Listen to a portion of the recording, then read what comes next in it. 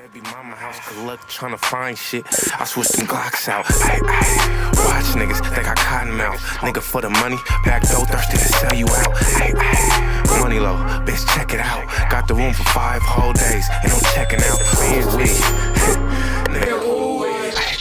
LAYUP that thing a little. What's good, y'all? It's your main man Deykwon, and I'm back with another video for y'all. And in this video, we're gonna be ranking every attribute in 2K21. Now, what you about to see on the screen right here is the ranking criteria. We're gonna be asking a question of how would this attribute perform if this were the only attribute equipped or not equipped, then if it were the only attribute the teammates had equipped, or again not equipped, and then 3 only attribute opponents had equipped or unequipped. Now, we're not going to be going over this in every single question. That would take like 5-10 minutes on each one. Just know that these are what these are based on. If you ever question the ranking of something, just go back to this, refer back to this. But let's get straight into it, bruh. Now, for number 1, we got free throw. This is kind of the obvious one, and it's going to be in the F tier. Now, the free throw is not going to affect your offense or your defense in any way, or gameplay wise. Maybe if you get fouled and then go up, there's not a 100% chance that's gonna happen though. And then you gotta make both your free throws. There's not a 100% chance that's gonna happen either. So it's just chances on chances with your free throw. And if we were using the criteria that it was your only one equipped or only one unequipped, it would by far be the worst on this list. And we're gonna get this one up out of here, bro. We on to the next one. That's gonna be pass accuracy. Now, what pass accuracy does, it improves the accuracy of your passes and the speed of your passes. And this is basically for offense. But how much is this helping on offense? Really though, let's think about it. If the pass is within half court and you're not bailing out of a shot or anything before you're passing the ball, 10 times out of 10, the ball's gonna go where it's supposed to go. And even if you're a center, the speed is not really gonna matter. I've played on builds with low pass accuracy. The ball's still gonna get there at a good rate. When you're making a build or thinking of making a build, you're not thinking of making that build to get that good pass accuracy. If you did that, you look like a fucking dummy. Imagine you're a point guard, no ball handle, just pass accuracy. Like, come on, that just looks and sounds stupid. Now, is this a bad attribute? No, not really. I'm just saying there's other things to value a lot more over some pass accuracy for a majority of builds, and even point guards at that. If you like to pass in this game, a lot of people in this game, they just dribble and then pass when they're in trouble. And usually when they're in trouble, the defense is going to catch on to that and go for a passing lane steal or something. So this is not a badge to value over other things. And I said badge, I meant attribute. Now, for the next one in the F tier category, we got the offensive rebound. Now, the reason this one is over the other ones is because it's adding an overpowering ability to your player. You could actually get over other players, just overpower them, do things that they can't do way better than the other two. Now, the reason it's in the F tier category and so low at number 17 is because offensive rebounds are pretty rare compared to defensive rebounds, and we're gonna talk about that later. That one's actually gonna be ranked a lot higher than you might think. But let's discuss offensive rebounds. Now, on offense, who's on the outside of the three-pointer? Who's out there spreading the floor? The offense, the shooters. Now, who's setting the screens? The big man. Now, who's defending all those people? The defense. Now, think about where they're standing. They're standing on the inside of the three-pointer, so they automatically have the advantage to get the offensive the rebound. And to them, that's going to be a defensive, but to us, on the offense, that's our offensive rebound, just to break it down for y'all. And if you're ever in a game and you're getting horsed, your opponent has a lot of rebounds, chances are your teammates are missing a fuck ton of shots. But for the last one in the F tier category, we got the close shot.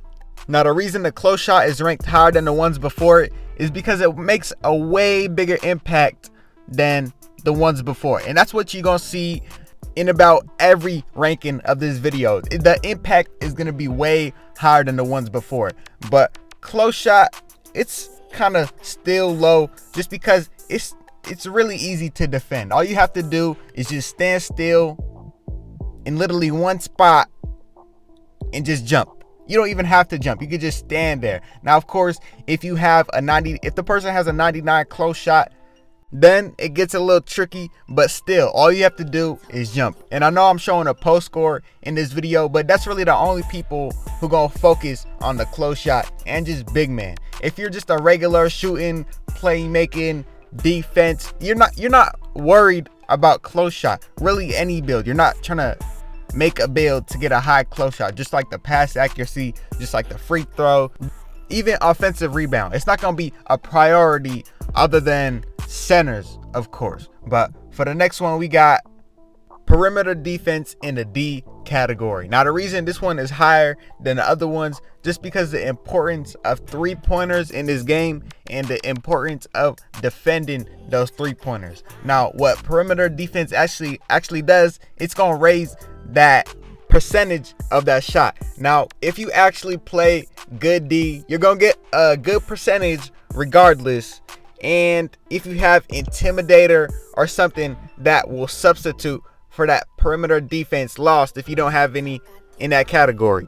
Now, if your build is a defender or just like a P-lock or something, then you're probably thinking then this attribute should be a lot higher, but this is not a P-lock attribute video. This is the value of each of these attributes and the criteria we said in the beginning, both added up to find the ranking of each of these attributes.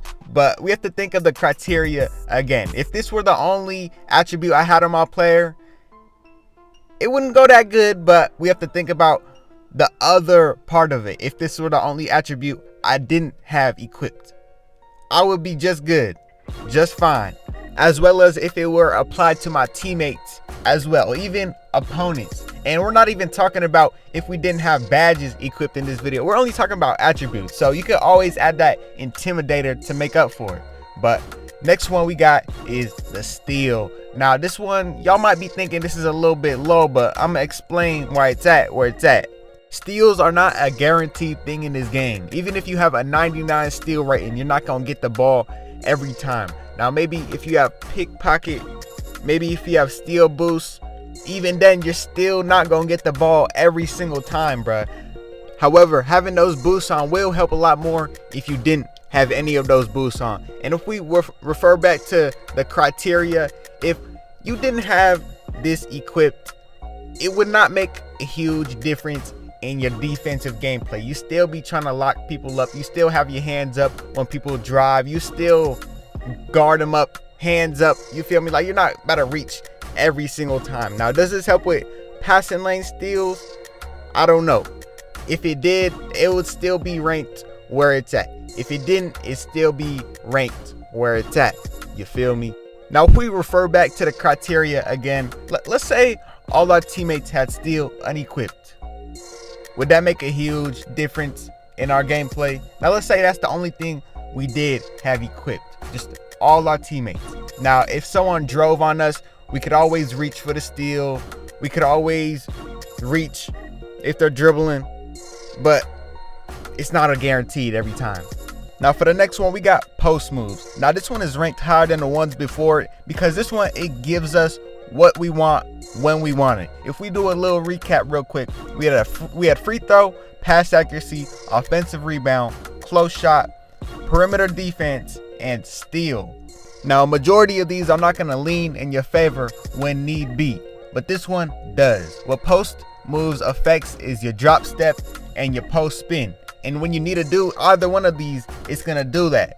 Now, if it's not maxed, of course it's not going to work to its full extent, but why would we not be talking about each and every single one of these attributes if we're not going to talk about its full potential? Now, with the post moves attribute and the use of it with drop steps and post moves, those are not something that you just spam. It's something you mix in. And if used to its full potential, the defense is not going to expect what's coming.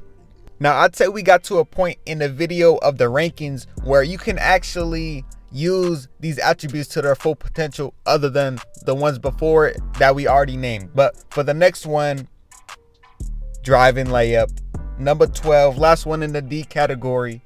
Now this one is ranked above post moves and the ones before it, because this one, it takes you all the way. One that's similar to that is close shot, but that one is super one-dimensional. With driving layup, the amount of variety you can do with this and just the amount of things you can do is crazy. You can hop step, you can spin move, euro, do a reverse layup, you can go up with your left hand, you can do a fancy layup. Like, the amount of things you can do with the layup is crazy.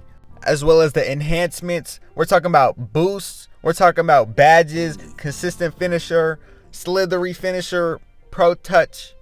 But, and there's always that but, if you jump, you can contest it. If you put your hands up, you can contest it. However, you could use this to your advantage. Once you've been going up, a lot of times, get them to jump, hit them with a euro, hit them with a hop step. Now at this point, you can take advantage of your opponent, but there's still that factor of you getting that contest or that block. Now for the next one, 11, C category, we got block. Now the reason that block is ranked higher than the attributes before it, because it can counter any offensive shot the offense takes. It works in every defensive instance. You can block jump shots, you can contest jump shots, you can block people going inside, you can block them without standing, you can contest people. It just works in every situation. You just have to be in the right place at the right time, and if you're playing good defense, then those will be easy for you. And you could even boost this, add in rim protector, you could get boosts. Like, the block is just such a good attribute. Now it's not ranked higher because, again, you have to be at the right place at the right time, kind of like the steal rating, but you don't have to go anywhere to get a block. You can just stand still, or if you're already going towards the rim, you're already at the rim. And if we were to apply the criteria we're using to do this video, then if block were taken away from you, that would be pretty huge. And if it were the only thing on defense for your whole team, then y'all still have that chance to create offense off just getting those blocks and just to play defense in general. But for the next one, interior defense. Now this one is ranked higher than the ones before it because it prevents a whole dimension of play. There's two types of scoring on the court: shooting jump shots and scoring at the basket. This is going to help with scoring at the basket, preventing dunks. It'll make people miss dunks and mostly prevent layups. If this were me and my teammates' only attributes, we could still play defense. We can have our hands up, guard them on the three-point line. If they drive in, they're not scoring anything inside. Now, if we were to only have perimeter defense, we guard them on the outside, all they can do is just drive on us. You feel me? Like, this is how much better interior defense is than perimeter. Now, of course, every attribute is good in its own situation, but I'm saying the core true value of this attribute. This is also an attribute that's going to work if you use it manually or manually, meaning if you were to just stand there in the paint, it's still going to work. It's still going to work. Whereas if you were to use it manually, go out and guard someone trying to drive in, it's going to be even better. This is just a good passive attribute to have. I'd say one of the best defensive attributes to have. But next one in the B category, we got the post fade. Now, a lot of people disregard and overlook the true value and potential of just things in this game. This attribute in particular, let's really think about post fade and how unblockable it is. Like, you can clearly see in the gameplay, but just think about Dirk. You're literally getting the ball, fading away from the basket, while the defense doesn't know if you're gonna fade back or not. They don't know if you're gonna hit another move, so they don't see it coming, while you're already a couple feet away from them shooting a jump shot that you have control of, that you could green, or even if you white, you still have badges that will help you make it. And there's green machine where it'll help you make it even more. Like, there's just a whole bunch of shit that helps with post fade, and that makes it good. Now this next one is very, very similar, but I would argue it's a little bit better just because of the boost you get from shot aiming. Now you can aim fades, but just aiming post hooks a lot much easier, a lot much faster, I'd say, less reactable, and just better in general. A lot easier to get to 99 as well. If you want to get a 99 post fade, you have to be a pure green pie chart. If you want to get a 99 post hook, you got to be a pure blue, and I'd say that's a lot easier. But post fade and post hook are basically the same things. You're going away from the basket, shooting a little shot that is basically unguardable.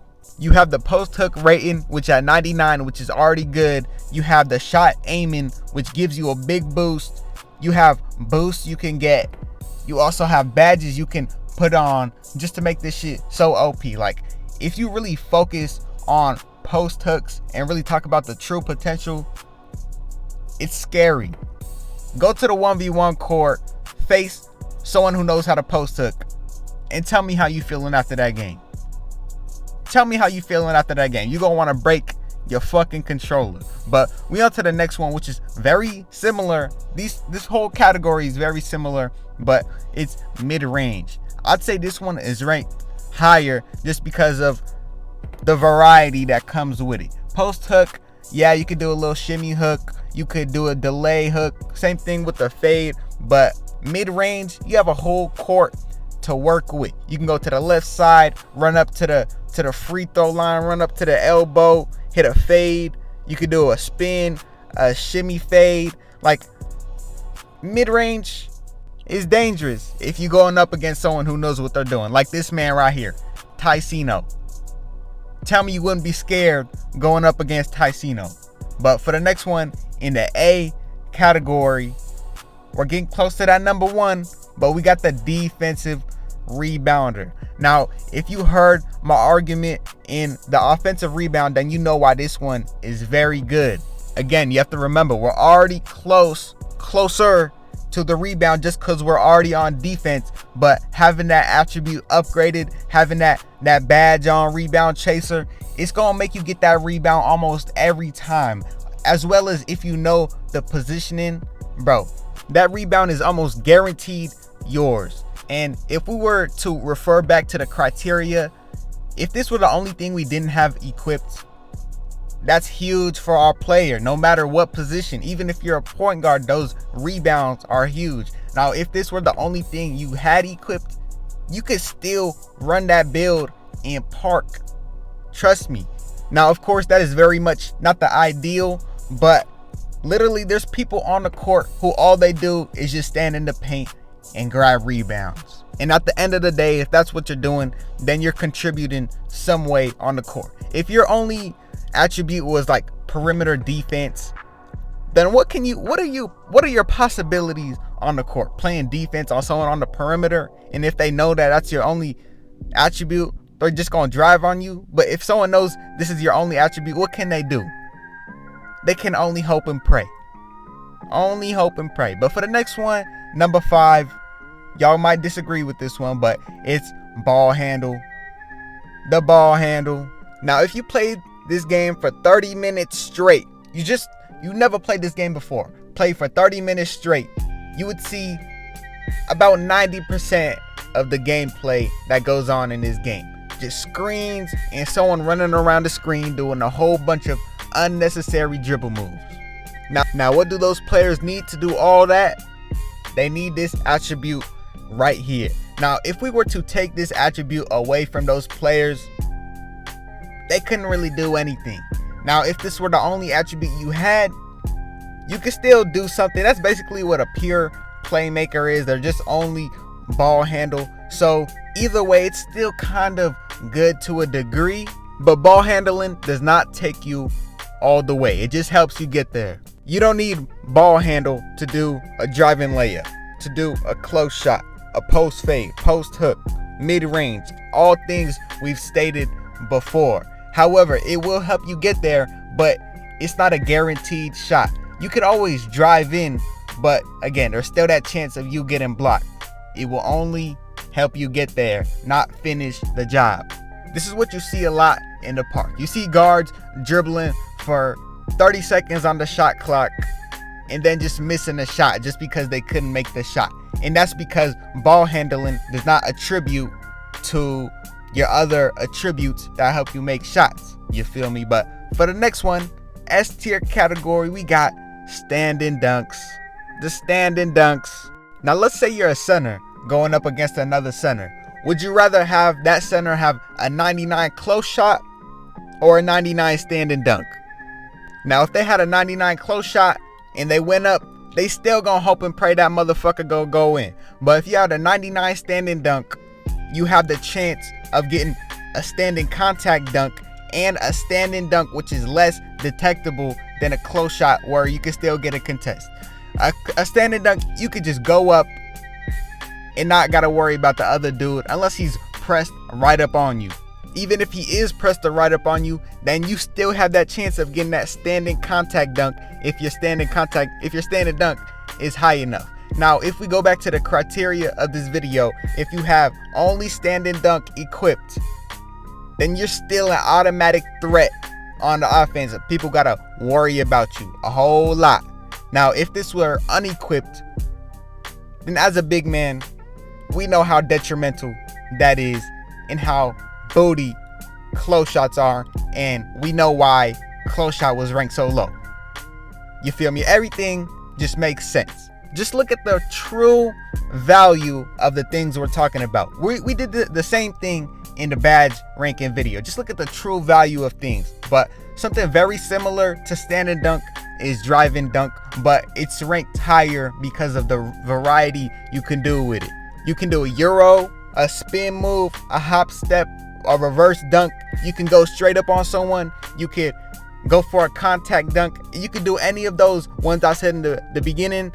You can convert any of those into a contact dunk. So drive-in dunk is just a good rating all around. And again, the criteria, if we were to only have drive-in dunk, we could still have the option to do all those things and just make it work for us. If we were a slasher and we didn't have any drive-in dunk,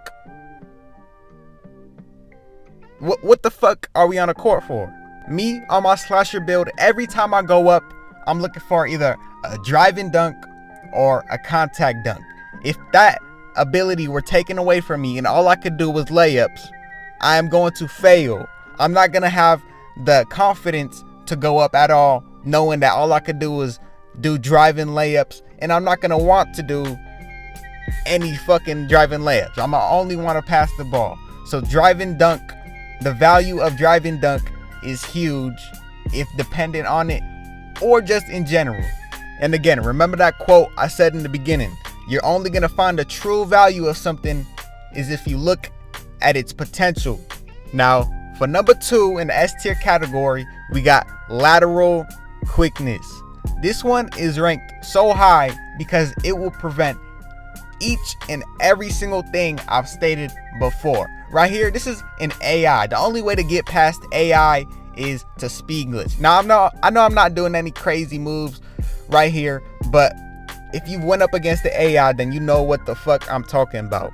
Just think about that for a second. The only way to get past an AI is to do a move that wasn't even supposed to be in the game. And I'm not even talking about AI in general. I'm just talking about lateral quickness. If you use this to its full potential, no one can score on you. No one can do any of those moves I've stated before. Drive-in dunk, I know you can get blow-bys, but if you play just good enough defense, you can prevent that in the first place if you have the right build with the right lateral quickness, if high enough. And I know that's a lot of ifs, but you can very much execute that plan if that is your goal. And this video, this was a center, bruh.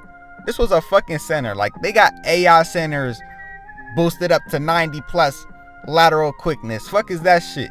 Like, right here, this was an old video of mine. A lot of these are just old clips. Like right here, we gotta hit the speed glitch. We got motherfucking snatch blocked.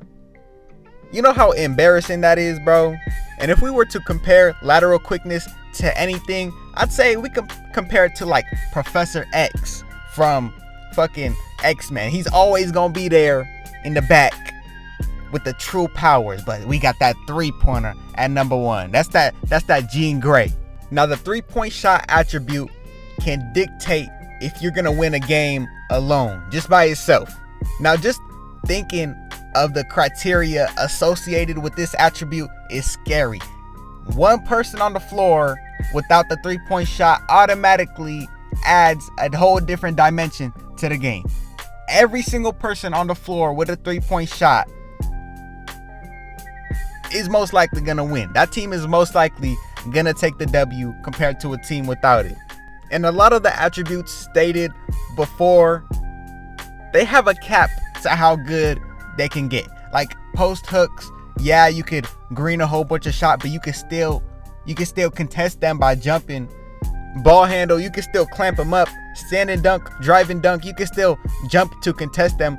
But 3-point shot, the potential is out of this world. Look how big the 3-point line is. Added to the fact that there's a whole court in front of that, and you still got to defend a person on the 3-point line who's so good at shooting 3-pointers. That's why this man Tyceno is so good. He's just super good at shooting jump shots, and that's it. Like, not saying that's it, but that's it. That's what makes him the fucking GOAT. But if you enjoyed this video, make sure you like, comment, and subscribe, and I'm